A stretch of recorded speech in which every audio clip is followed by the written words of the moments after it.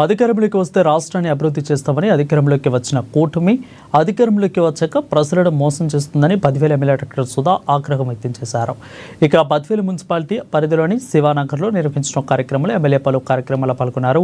అర్హులైన ప్రజలందరికీ పెన్షన్లు ఇస్తున్నామని చెప్తున్న కూటమి ప్రభుత్వం అర్హులైన 5 లక్షల మంది లబ్ధిదారులను పింఛన్ జాబితా నుంచి తొలగించిందని ఫైర్ అయ్యారు. ఇక బాబు షూరిటీ భవిష్యత్తు గ్యారంటీ అంటూ ఇంటికి ఉద్యోగం ఇస్తామని చెప్పి దగా చేశారని ఎమ్మెల్యే సుధా ఆరోపించారు.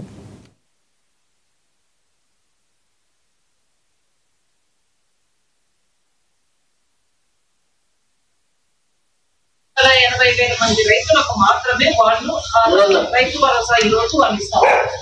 ఒక సంవత్సరం కాలం వాళ్ళకు కూడా పోయింది. రైతులు ఈ 3 సంవత్సరం 3 పంటలు పెట్టారు. 3 సార్లు వాళ్ళు సేద్యం చేశారు. మరి రైతుకు ఏ విధంగా అండగా ఉన్నట్టు రైతుకు నేనే అండగా ఉంటానని ఆయన చెప్తున్నారు. కరెంట్ ఛార్జ్ విషయంలో ఏ విధంగా పచ్చి అబద్ధం చెప్తారు. నేను అధికారంలోకి వచ్చిన కాలం తగ్గిస్తానని చెప్పాను. మీకు ఆ పాత టైప్ లో వాళ్ళు మాట్లాడారు. ఈ రోజు ఎంత పెరిగినాయి కరెంట్ ఛార్జీలు.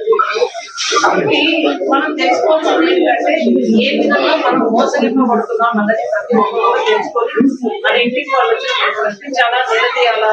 మీరందరూ కూడా చైతన్యవంతులుగా ఉండి మళ్ళీ జగన్ అన్నది గెలిపించిన దానికి మనం అంతా పనిచేయాలని అదే విధంగా మన మున్సిపాలిటీలో కూడా ఏమైనా సమస్యలు ఉన్నా కూడా మేమందరం అందుబాటులో ఉంటాం. ఇప్పుడు చాలా సార్లు నేను గమనించేది ఏంటంటే ఇంతకుముందు వాటర్ ప్రాబ్లం ఉందండి 19 ఈ రోజు జగనన్న అధికారంలోకి వచ్చినప్పుడు మనందరికీ చాలా వరకు డ్రింకింగ్ వాటర్ ప్రాబ్లం మన మున్సిపాలిటీలో చేస్తున్నాం. ఇంకా కూడా ఎప్పుడైనా ఏదైనా సమస్యలు ఉంటే మేమంతా అందుబాటులో ఉంటాం. మన